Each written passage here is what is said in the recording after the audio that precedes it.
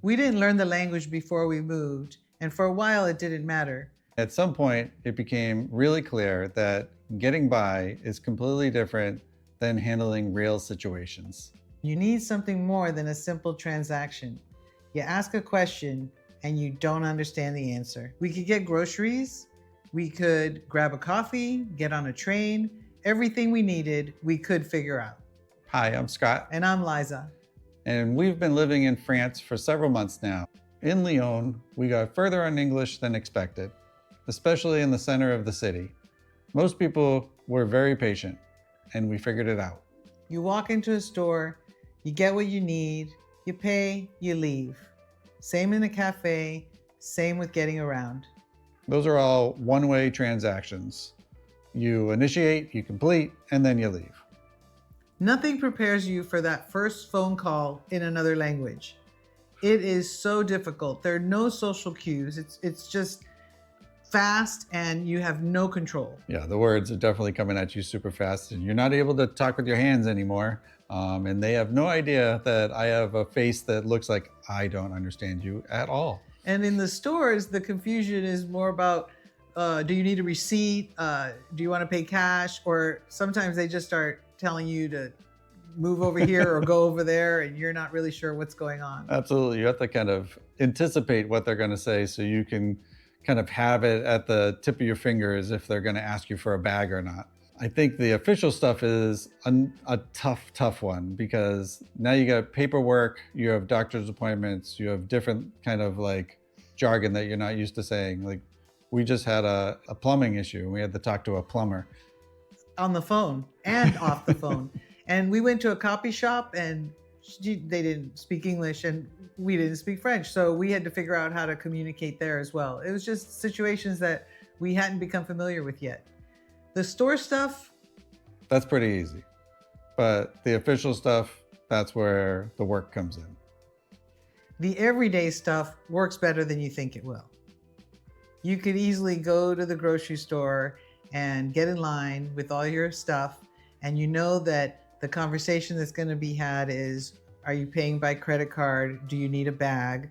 But like, think the big issue that came across was when we were at an Auchan and they asked us if we had a loyalty card, and we're so used to, are you going to pay cash or card?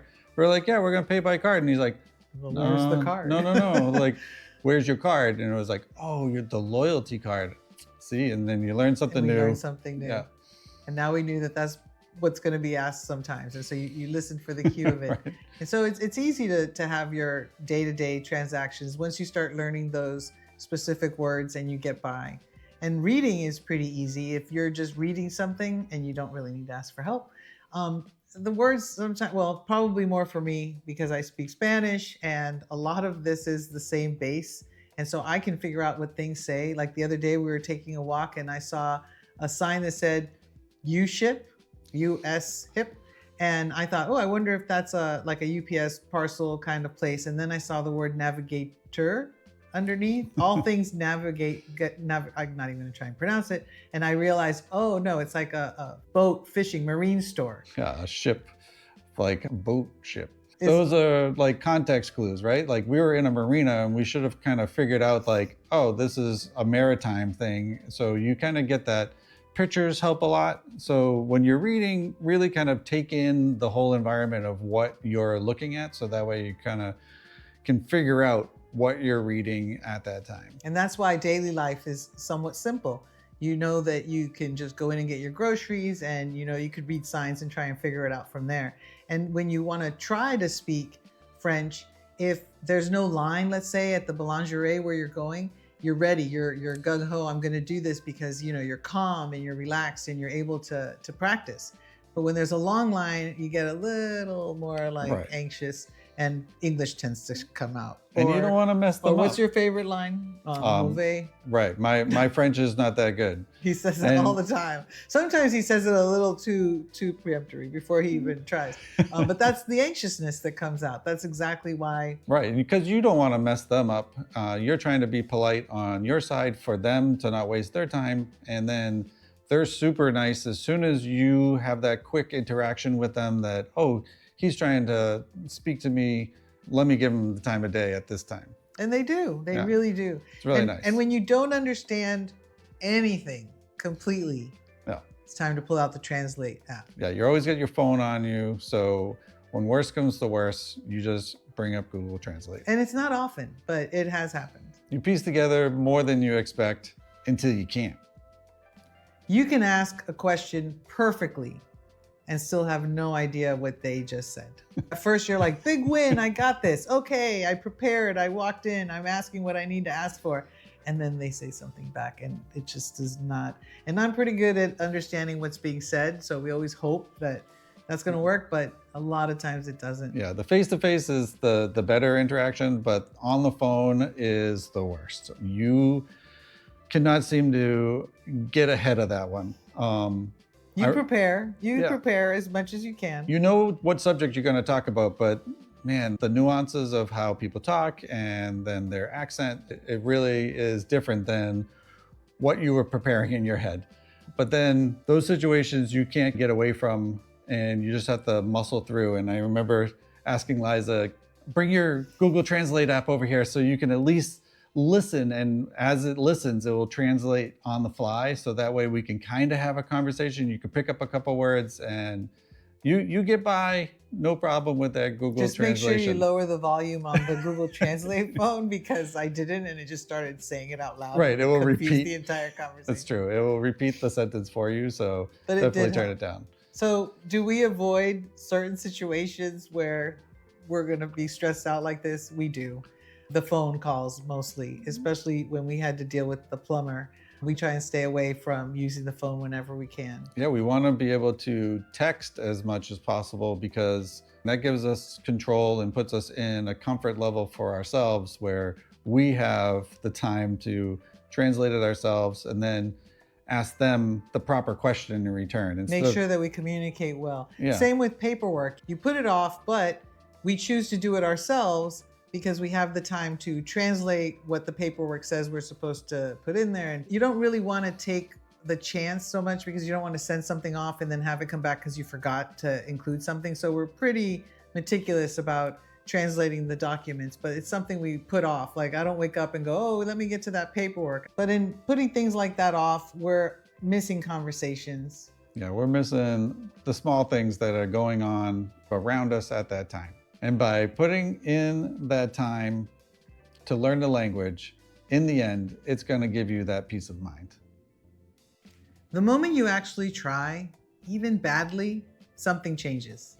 Yeah, that nervousness kind of washes off of them because they understand that you're trying to say something to them in their language, and the best reaction that you could possibly get is a smile.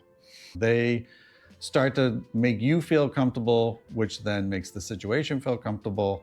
And that kind of lets you have a conversation without all that intensity. Yeah, and the more you try, you start to feel like you're a participant in all of this. You're a part of the conversation. You're not just trying to through gritted teeth, get through everything and get by. You have different styles of this, right? Like when you go into a store that's a little bit uncrowded, you kind of have a moment of, I can work through our language question and kind of get it across and they can work with you. But then when you're in like at one of those fast, busy situations where it's go, go, go, you just kind of default to English. They might default to English, or you're broken French and they're broken English. And they don't mind. You're going to get through and you're going to feel confident that you kind of like made it through that interaction and it's just fine after that. You start to feel more independent, like less stuck. That feeling when someone understands you, that moment, that's when it clicks. We use 3 YouTube channels to learn French, and they each do something different for us. Listen EF is something we use for listening, actually training our ear to hear and understand spoken French over time. It's really helpful the way that that program splits it up and lets you repeat and repeat and repeat the story. And you really do pick up on vocabulary there as well. I like that one the most because they're short stories, easy to consume. They do it 3 times with words and with subtitles. So it's really easy to understand by the end of the story. French with Poodle, we use more for speaking, and it's repetition and pattern drills that actually have you saying things out loud. And there's such pride in the way they They actually do a little bit of a repeat from what you learned in the previous lesson. And so there's this sense of accomplishment when you actually already know it and said it correctly. Yeah, I like how you actually get to know how to pronounce the word properly as well. That's the best part Yeah. of that one. And learning French with Alexa, that one, that's the bomb. That covers grammar, reading, and vocabulary, and it's the most structured of the three. With the exception of learning French with Alexa, they all have versions of other languages too. Duolingo, we treat as homework. Yeah. It's something we do every day to just reinforce what we're picking up during the day. It covers vocabulary, reading, writing, and grammar, and it's something most people are familiar with. We pay for the family plan that's $127.49 a year. And that's the only money we spend on learning French. Yeah, Duolingo is really fun. It's game-based if you haven't used it, and it's really easy to use, but you're not going to learn how to fluently speak French using Duolingo. You're just going to learn kind of like the basics, and it's going to walk you through conversations. So using it as homework makes a difference. It's what puts everything together, just for practice. There are other ways people do this as well. Most people sign up for language schools. There are structured classes that have set schedules. Those run about $150 to $500 a week, depending on how many hours you want to put in. It could be up to $3,500 a month for a month-long program too. Others hire private tutors, which is more flexible because you could get a private tutor locally wherever you're staying, or online. They have these programs that have real tutors from all over the world teaching all sorts of languages, and you can get one-on-one or do it in a group. Right. So you could pay from $10 to $50 an hour for this kind of session. And then there's just being there, the market, the neighbors, the daily life. That costs absolutely nothing, and it happens whether you plan for it or not. You're going to do that every day, no matter if you like it or not. Immersion is the best school that you can have altogether. So using the YouTube channels and Duolingo as homework, and then going out and being immersed on a daily basis has really helped us a lot. Most people end up mixing all of these, as we have, depending on how serious they want to get and what they want to spend. So apps alone are next to nothing. They don't cost much. Add a tutor, you're around $50 to $200 a month. So classes and tutors, that can push you up to $200 to $800 or more. And what we like is that not only are we controlling the cost, but we want to learn many languages, not just French. So we're looking forward to finding the proper YouTube channels to pick up some of these other languages too. Yeah, and it lets us do it at our own pace as well, on our own schedule. At some point, you have to ask yourself, how much access do you really want? Now, we have the basic phrases, and we try and be as polite as possible. And we're definitely depending on other people's kindness, but that only gets you so far. Yeah, we're going to want to have real conversations, and we'd really like to get past all those difficult situations that come lead across. up to that. Yeah. And so we're probably going to need to stay in a bigger town going forward, or for our next town at the very least, because the pace that we're at right now is probably, very simple A1, not A2 level. Yeah, there might be one lower than A1, but we're definitely trying to get by with having quick conversations at this point, because in set where we are now, there's not a lot of English being spoken. So it is definitely upped our game in trying to learn this language. You'll find yourself at different crossroads, but when you're out living day-to-day life, I think that's when it really comes together. So a bigger city will definitely work for us at the level that we're at, so that we could keep practicing and keep learning and not just feel like we're going in cold. It really does help to have some encouragement along the way. Learning and immersion are part of the entire experience for us. We can get by right now, but it's a simplified version of what the experience could be. We're not fluent, nowhere close, but it definitely feels a lot more manageable now than it did at the start. Honestly, that just came from a little effort every day and getting a lot of things wrong. If you were planning a long stay somewhere, you didn't know the language, would you learn before you go, or would you just deal with it when you got there? We'll see you next time. We'll see you next time.